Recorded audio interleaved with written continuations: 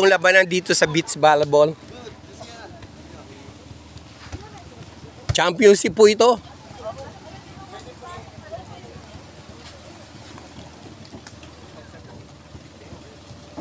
Narito na po tayo sa Monica Queensland Resort.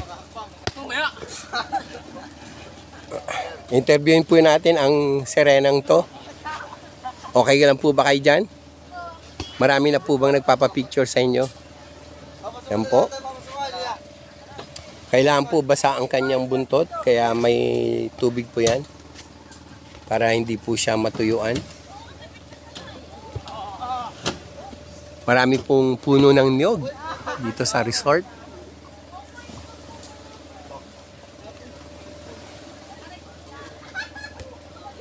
Ayan po, napakaganda ng mga puno ng niyog. Lahat po ay may bunga. At ito pong mga kubo rito sa resort, Monica Queensland Resort.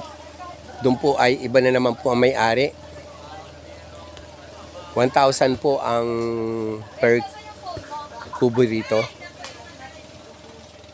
Pero yung kinuha po naming kubo ay nagkakahalaga na 1,500. Malaki po yung kasi may kusina.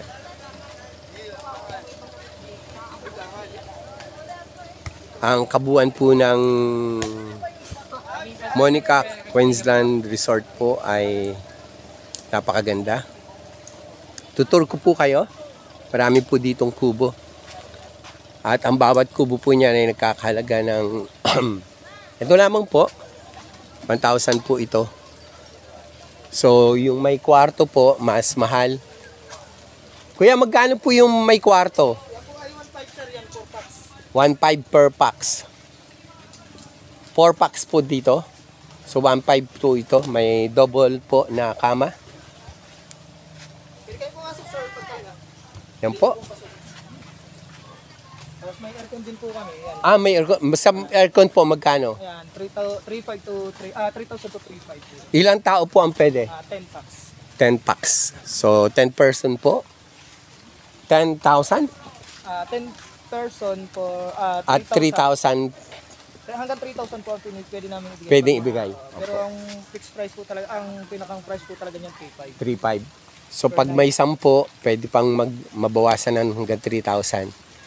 Ito po yung air condition dito sa resort. So, ginagawa pa lang po lahat na hindi pa siya tapos. Pero pwede lang po yan. Yan po.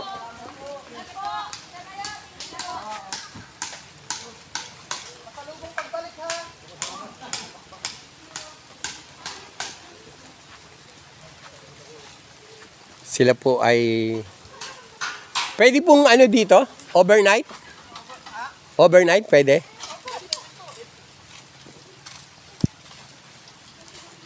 Sila po yung taga dito lang sa barangay. Hindi, ito po ay mga bisita namin, mga engineer po. Dito po dito rin sa isla. Sa isla. Mga engineer po ng mahal na Governor Helen Tan. Ah. So, may mga project po dito na inano. So ito po yung pag-aari din ng may Ito resort ito, Monica Queensland. Sino pong mayor may-ari? Nelmas na Sarmiento. Mayor ng Humalig.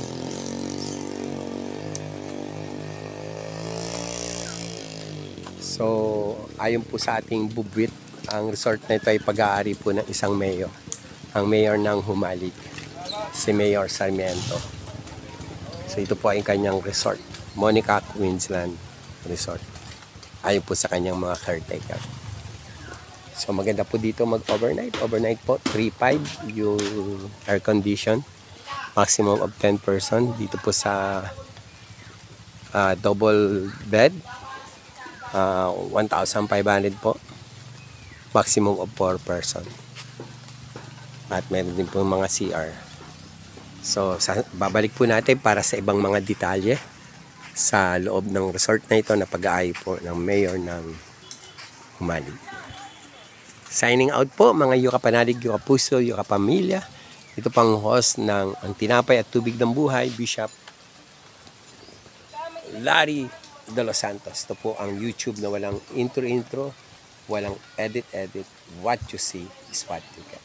Lagi po sinasabi, we work as one, we serve as one, we love as one, we win as one. And together as a nation, be healed as one. Muli po, i-guide ko kayo sa mga kubo. Ito po sa resort. Yan po.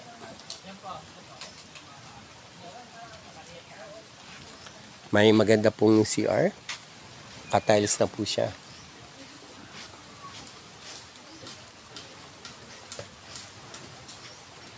At ito po yung inupahan namin kubo 1.5 po. May kusina na. Diyan na lang?